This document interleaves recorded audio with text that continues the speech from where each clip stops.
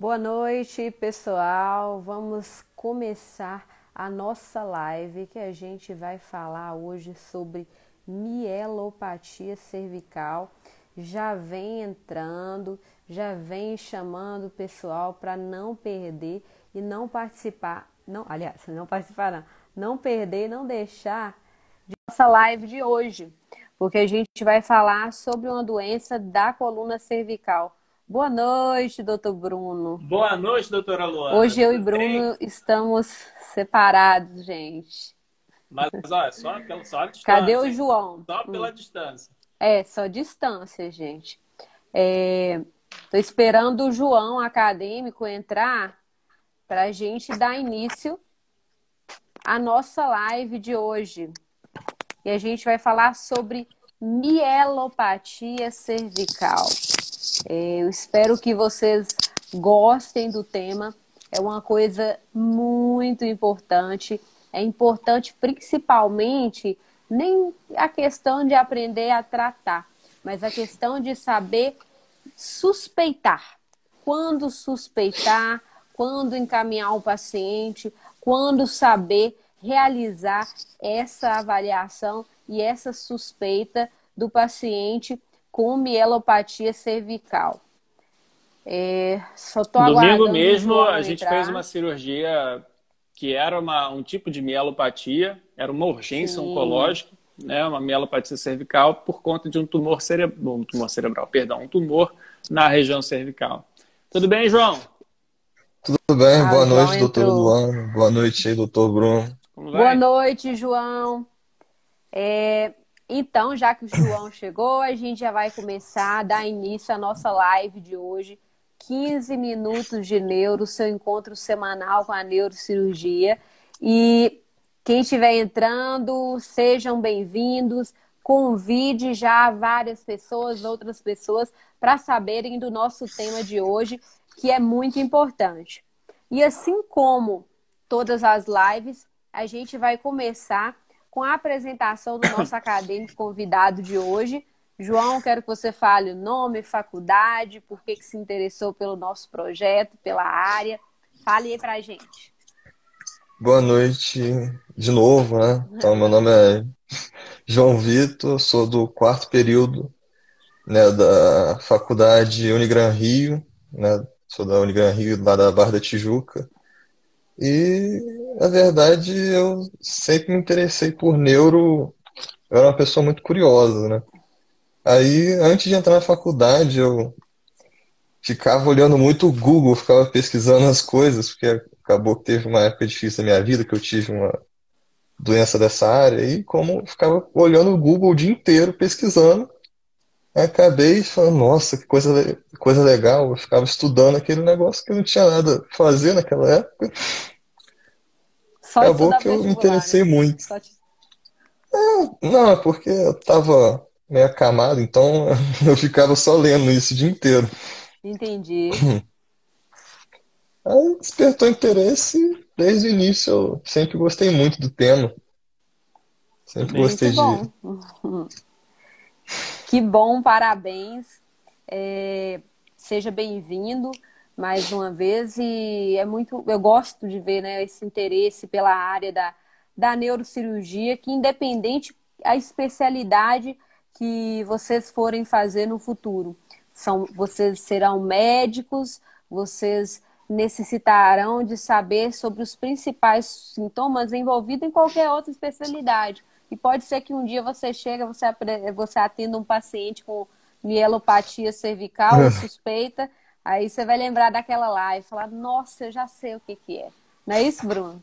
Isso, e o Certeza. mais importante é que é importante que todos entendam. A gente vê muito recém-formado ou plantonista também não, que não seja recém-formado falar assim, neuro não é minha praia, eu nem sei ver. Não, isso é um absurdo, né? A gente, como médico, a gente tem que saber fazer um exame físico e o exame neurológico não está distante do exame físico. Aliás, ele faz parte do exame físico. Só que é tão dissociado que muita gente acaba não estudando, não se interessando em aprender isso.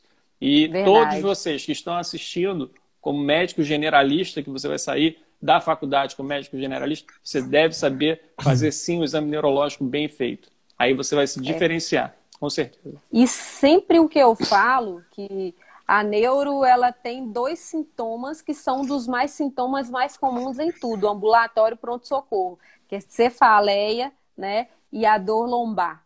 É extremamente comum, né? Então, vamos dar início à nossa live. Gente, eu não consegui fazer aquele post bonitinho do caso clínico, mas quem querer dar uma olhadinha no exame, tá nos meus stories. E agora o João vai falar pra gente qual que é o caso clínico. Conta aí pra gente, João. Caso clínico é um homem de 62 anos. Sabe? Perdão. Um homem de 62 anos apresenta dificuldade de andar e relato de várias quedas nos últimos meses. As pernas estão ficando fracas e ele usa muletas. Refere também dormência nas mãos e pés, com dificuldade de abotoar os botões da camisa. Então, no exame físico, foi encontrado uma PA de 110/80, diminuição da força dos membros superiores, né? A gradação estava em 4 de 5. Reflexos aumentados e presença de sinal de Hoffmann. Ok. E agora, aí você olhou esse paciente e pediu uma ressonância para ele. Você já pensou na cervical, pediu uma ressonância da coluna cervical. O que tinha nessa ressonância? Então, na ressonância a gente podia ver a compressão, né, da medula por 2 hérnias de disco, são 2 hérnias de disco, ali na região de C3 até C7. Até de C7 também tinha uma compressão por causa do espessamento do ligamento amarelo. Isso. E estava comprimindo a medula, né? E tinha uma coisa que era o hipersinal na medula nesse exame também, né? Isso. João, você vai me responder sim ou não. Pode ser isso. Aliás, isso é uma mielopatia cervical? É sim. Você acha que esse paciente é um paciente cirúrgico ou a gente tem que tentar outras medidas? Sua opinião. Eu acho que é um paciente cirúrgico. Ok. Sim. Então, a mielopatia cervical, a mais comum, e às vezes é um termo até genérico para falar sobre mielopatia, é falar sobre a mielopatia espondilótica, que está relacionada à doença degenerativa da coluna.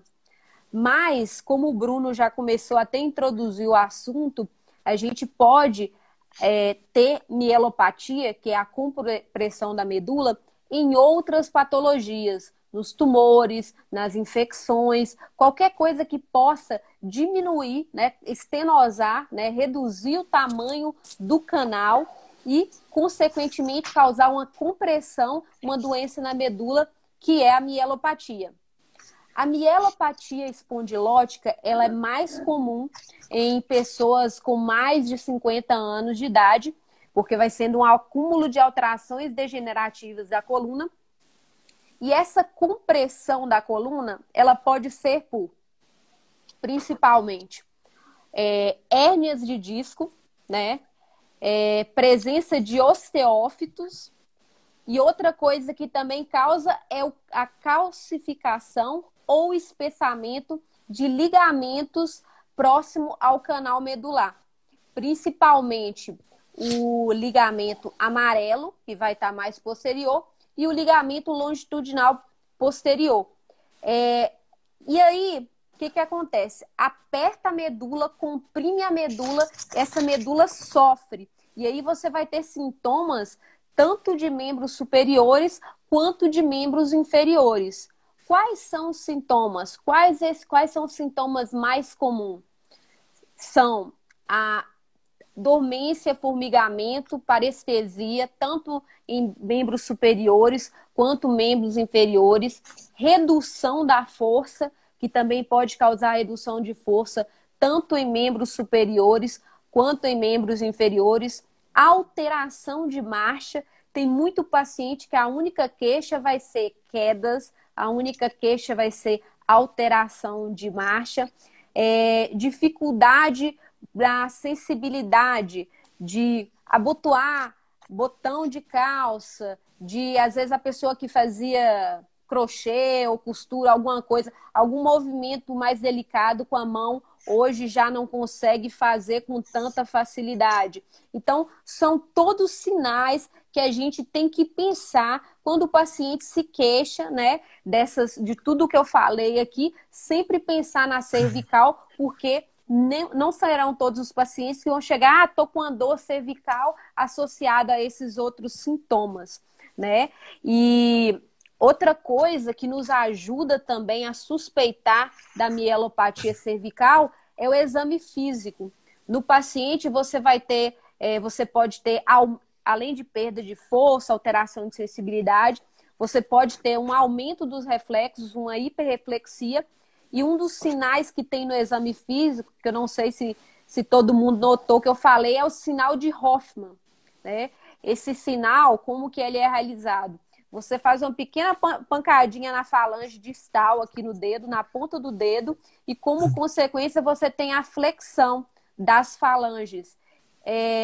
Isso, assim como o Bruno está fazendo, né? Normalmente a gente não faz essa flexão. Normalmente, se alguém fizer isso, a gente não faz nada. Se você fizer essa flexão, é o sinal de Hoffmann. Para tentar fazer uma associação, o Hoffmann é como se fosse o Babinski da mão, né? O Hoffmann é como se fosse o Babinski da mão. E como que é feito o diagnóstico? Tudo bem, eu suspeitei, eu acho que pode ser alguma doença da cervical. Qual exame pedir, né? Qual exame melhor para pedir? Na verdade, a minha rotina numa suspeita dessa é ressonância, raio-x e uma eletroneuromiografia. Muitas vezes também é necessário realizar uma tomografia. Na ressonância você vai ver hérnia, você vai ver a medula lá comprimida e o hipersinal na medula, você vai ver o ligamento espessado.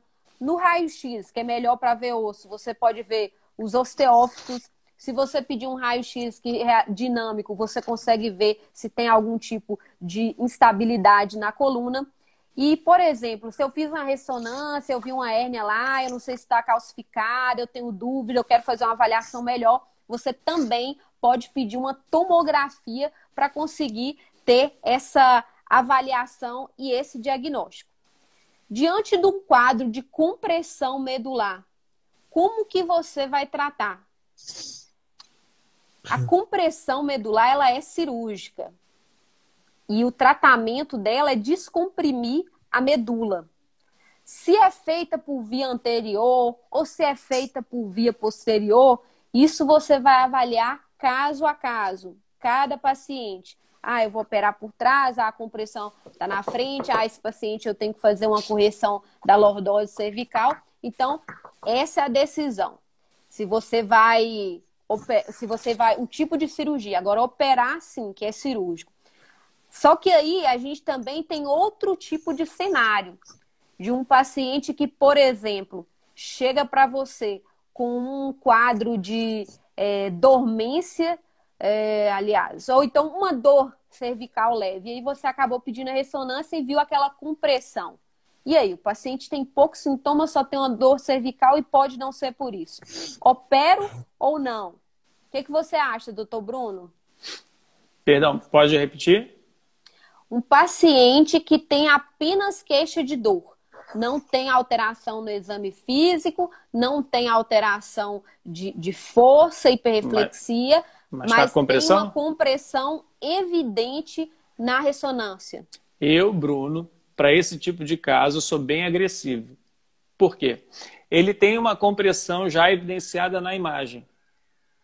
Nesses casos, pequenos traumas, e traumas bobos, tropeções, eu caí, é uma queda da própria altura, pode fazer um movimento chicote da coluna, e essa compressão que era assintomática, ela passa a ser sintomática. O problema é que, por vezes, são sintomas irreversíveis. Se houver uma contusão medular e morte neuronal, já era.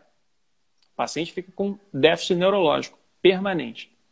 Então, eu, Bruno, nesses casos, até para paciente com hérnia de disco, eu explico para todos eles, olha, apesar de você ser assintomático, com pouco sintoma, eu acho que seu caso é cirúrgico, profilaticamente cirúrgico. Não é para tratar o sintoma, é para prevenir uma consequência grave de um pequeno trauma, por exemplo.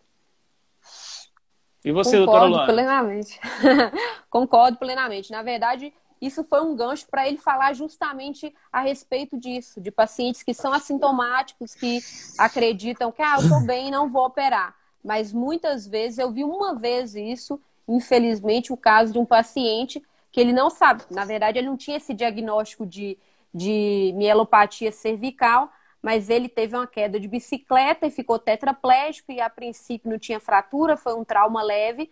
Fizeram a tomografia, viram que ele já tinha uma compressão, já tinha uma doença degenerativa, já tinha uma mielopatia espondilótica e que não foi tratada, não foi diagnosticada.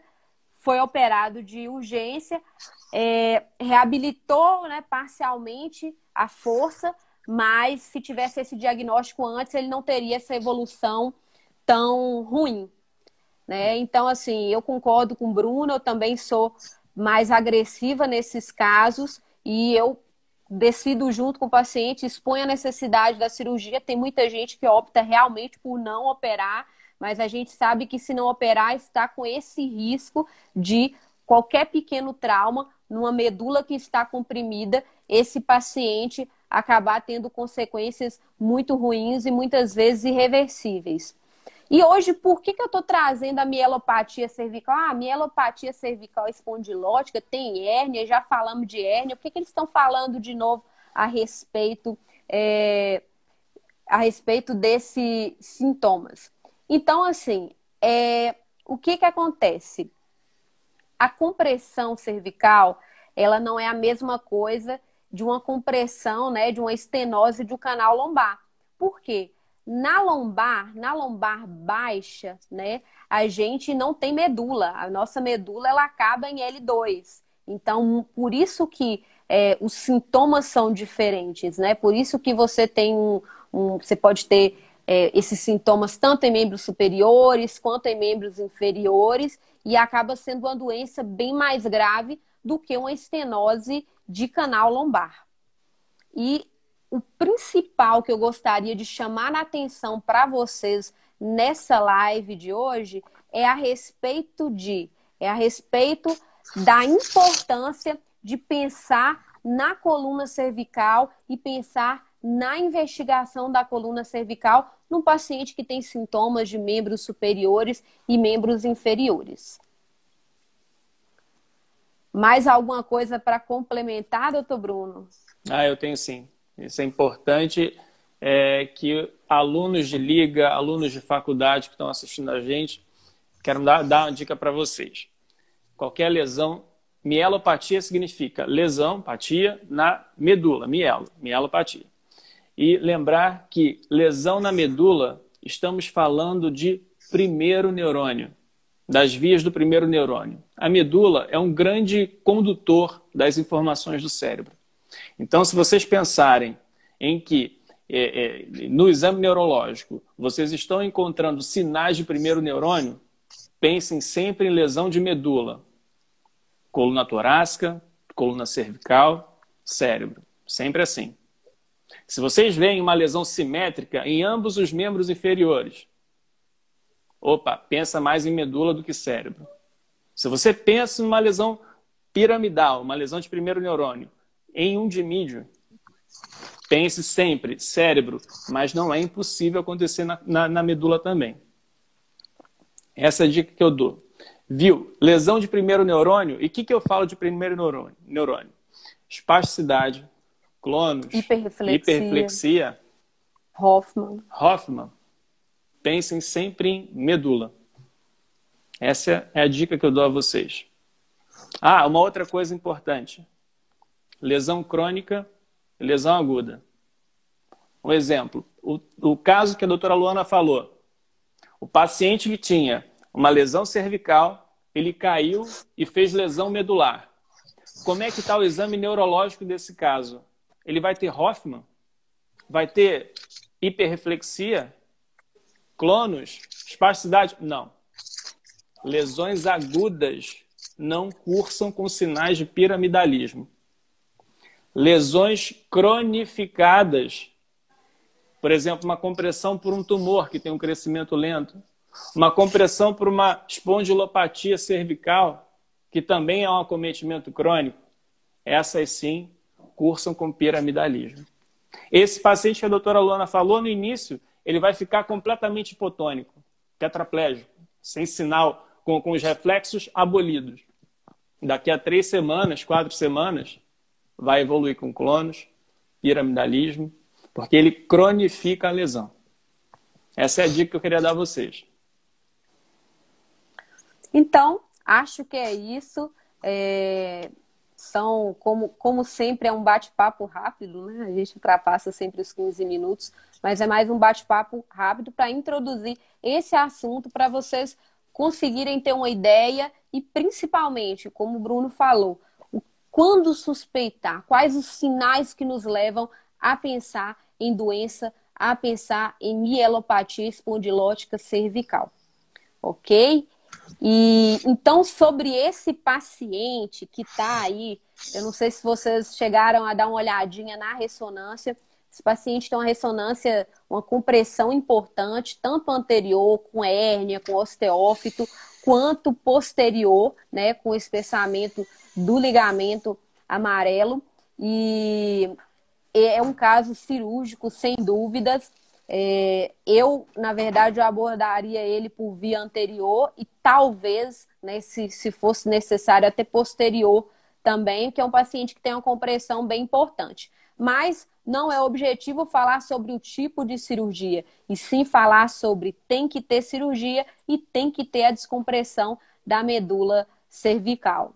E agora, João, eu quero que você dê uma olhadinha se a gente tem pergunta para responder na live de hoje. Alguma pergunta, pessoal?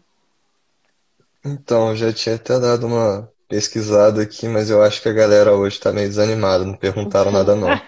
Ou então estão sabendo de tudo, né? Tem isso. Eu dei uma olhada e não... Eu Acho que também não realmente estou não vendo teve. nenhuma pergunta, não. E você, João, tem alguma pergunta, alguma coisa que você gostaria de chamar a atenção em relação a esse tema da live de hoje? Olha, acho que não. Acho que todas as minhas dúvidas foram sanadas também no Eu tenho meio da uma live. pergunta. Eu tenho uma pergunta. Posso fazer para a Pode doutora falar. Luana? Para mim? Claro, ué. Então pode perguntar. Eu ia fazer para o João, mas acho que é muito específico para ele explicar para a gente. Doutora Luana, por exemplo, a gente sabe, a gente acabou de ver que mielopatia se dá por lesões na coluna cervical. É possível também que haja, por exemplo, uma radiculopatia por lesões na coluna cervical? Uma hérnia de disco pode causar uma radiculopatia em vez de mielopatia?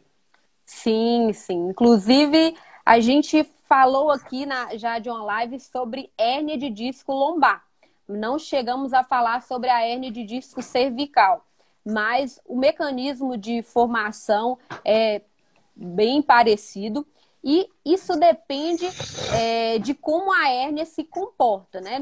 No nosso caso clínico, a gente tem hérnia, tem osteófito entrando para dentro do canal e fazendo uma compressão da medula. Mas da mesma maneira que ocorre na lombar, essa hérnia ela pode, né, comprimir a saída da raiz e aí o paciente vai ter uma radiculopatia, vai ter uma dor irradiada ou uma alteração de sensibilidade no trajeto dessa raiz. Perfeito. O que a doutora Luana acabou de falar é de extrema importância. Nem sempre as lesões cervicais vão causar só mielopatia. Por vezes, causam radiculopatia. E aproveitando mais uma vez os ligantes, os estudantes de medicina, todos que estão aqui, radiculopatia são os sinais de segundo neurônio. Hiporreflexia, perda da força, hipotonia. Diferente da mielopatia, tem hiperreflexia, tônus aumentado, clonos. Fica a dica. Eu tenho uma pergunta Claro. até. Olha aí, agora. O Rony uma vez deixou a gente de calça riada aqui. Vai lá. Deixa eu primeiro ler a pergunta aqui do... Deixa eu ler a pergunta aqui do chat primeiro, para eu não esquecer. Antes da cirurgia, tem como diagnosticar se o tumor é benigno ou maligno comprimindo a medula? Não, antes da cirurgia, a gente tem uma ideia, uma hipótese diagnóstica, né? A gente fez uma cirurgia no domingo, né? Foi uma urgência oncológica, uma mielopatia cervical muito grave. Eu até postei no Instagram, quem tiver curiosidade, dá uma olhada lá. Uma lesão que nos fazia pensar que era um tumor benigno, e aparentemente era. A gente sempre tem uma hipótese diagnóstica do que seja a lesão, pelas características radiológicas. Mas o laudo patológico definitivo, ele é feito pelo estudo histopatológico. Você tira aquela lesão, manda para o patologista avaliar. E ele, pelas técnicas lá de coloração, de imunohistoquímica, ele vai te dar o diagnóstico final. É assim que a gente diagnostica. Muitas vezes, já no procedimento, pela localização, pelo comportamento e pela macroscopia da lesão, a gente tem uma sugestão, uma suspeita, mas é claro que o resultado definitivo só com a biópsia. Tem mais perguntas, João, hein? Tem. Eu tinha a minha só que, se eu não me engano, também a coluna também pode acontecer da vértebra, a vértebra em si, não o disco vertebral, Sim, dela sair do lugar, né? Tipo, ir sim, pro lado. Isso pode causar mielopatia também? sim. E radiculopatia ou Qualquer estrutura que comprima a medula, seja ela disco, ligamento, osso, por exemplo, no caso da vértebra, o que você quis dizer são duas hipóteses porque você está imaginando. A primeira hipótese é que ele tem uma fratura e parte da fratura, algum fragmento se desloca e vá para o canal comprimindo a medula. Isso sim pode causar uma mielopatia. A outra hipótese, talvez, que você esteja pensando, é o desalinhamento de uma vértebra em relação à outra, o que chamamos de listese. Listese pode ser traumática, por conta de rupturas de ligamento, por conta de algum acidente, queda, acidente automobilístico, enfim. Isso pode causar, sim, uma mielopatia. Ou uma espondilolistese degenerativa, que também pode causar a mielopatia. Essa listese, se ela não for traumática, ela é cirúrgica também? Ou dá pra também? Está comprimindo a medula? Se estiver com pressão, a gente já tem a Radiculopatia, resposta. né? Que a gente estava falando. A listese, para causar radiculopatia sem causar a mielopatia, é muito difícil. Porque é um deslocamento muito grande de estrutura óssea só para comprimir uma raiz nervosa. É possível? É possível, é claro. Pensando em anatomia, é possível. Se ela deslocar um pouco mais para o lado, sim. Mas, geralmente, ela causa sintomas de mielopatia. Entendi. Tem mais pergunta aí, não tem? Tem mais. Agora a galera animou aqui. É necessário biopsiar esse tumor antes da cirurgia ou só depois? Quer respondê-lo? Olha, eu acho que a pergunta é se a gente já entra para ressecar a lesão completa ou se a gente faz uma biópsia e decide o plano depois. Em geral, a gente já entra para operar, ressecar a lesão, não faz uma cirurgia só para biópsia antes. Então, a gente já entra, já resseca a lesão e envia aquele material para avaliação, aquele material para biópsia. Tá. A próxima é: em caso de mielopatia cervical associada a Chiari, existe alguma alteração no prognóstico do paciente? Eu acho que depende muito o que vai dizer em relação ao prognóstico do paciente são os sintomas dele, né, e o grau de compressão.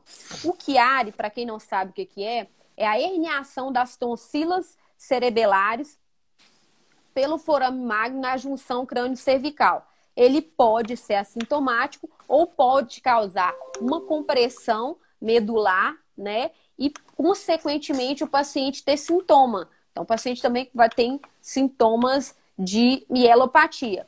Se o paciente tiver essa compressão por Chiari e mais uma outra compressão por mielopatia espondilótica e for uma compressão grave, é claro que ele vai ser um paciente que tem um prognóstico ruim. Mas não só o fato de ser o Chiari Às vezes é um Chiari que nem é cirúrgico, que vai deixar esse prognóstico pior. Então, independente, é o grau de compressão e os sintomas que o paciente já está apresentando. Tem mais uma aqui. O que é uma síndrome pós-laminectomia após cirurgia de artrodese lombar? Uhum. Bom, a síndrome pós-laminectomia é uma síndrome que cursa com sintomas de persistência de dor mesmo após a cirurgia. Às vezes é uma dor de origem indeterminada, né? Uma dor que é difícil de tratamento e requer muitas vezes uma avaliação multidisciplinar. Geralmente os pacientes têm algum distúrbio psiquiátrico associado, ou ele é um paciente com distúrbios de depressão, e depressão leva à intensificação das dores. Muitas vezes o paciente não segue as recomendações do médico, não faz fisioterapia direito e acaba fazendo mais fibrose tecidual, e isso pode ser uma das indicações das origens de dor. E é um paciente que realmente ele precisa muito de uma avaliação multidisciplinar. Do médico que operou ele, do psiquiatra assistente, do reumatologista, ortopedista, psicólogo. Esse é um paciente difícil de tratar, não é fácil não. Mais perguntas, João? Não, acho que foram só essas mesmo. Ok, então por hoje é só. Pessoal que participou da live, muito obrigada pela presença de todos. Quem é acadêmico de medicina e não está no nosso grupo do 15 minutos de neuro, me envia um direct para entrar também e participar junto com a gente. O nosso projeto, além das nossas lives, a gente está confeccionando alguns artigos e também a gente convida os acadêmicos aqui do Rio de Janeiro para participar e assistir cirurgias com a gente também. Essa semana teve 3 acadêmicos, aliás, 4 acadêmicas que entraram na última semana já e assistiram várias cirurgias e é uma experiência muito legal. E, João, muito obrigada pela sua presença, tá? Eu que agradeço, muito boa aula. Espero que você tenha gostado do assunto. Eu sei que é uma coisa nova, mas eu quero que chame a atenção principalmente os sintomas e quando suspeitar dessas queixas no paciente. Tudo bom? Boa noite, Bruno. Boa noite, João. Quer falar mais alguma coisa, Bruno? Não, só parabenizar o João, parabenizar pela recuperação, porque, pelo que eu entendi, você recuperou, né, o quadro neurológico. E eu espero vocês aqui na próxima semana. Tchau, boa noite para vocês também. Eu ainda não decidi o tema da próxima live, mas já a gente coloca aí para vocês. E não percam a nossa live, 15 minutos de neuro, toda segunda-feira, 20h37. Aguardo vocês lá. Um beijo, até mais. Grande abraço, gente. Tchau, tchau. Tchau. Participar. Eu te falei, não vou. Meu filho, mas você tinha que ter falado antes.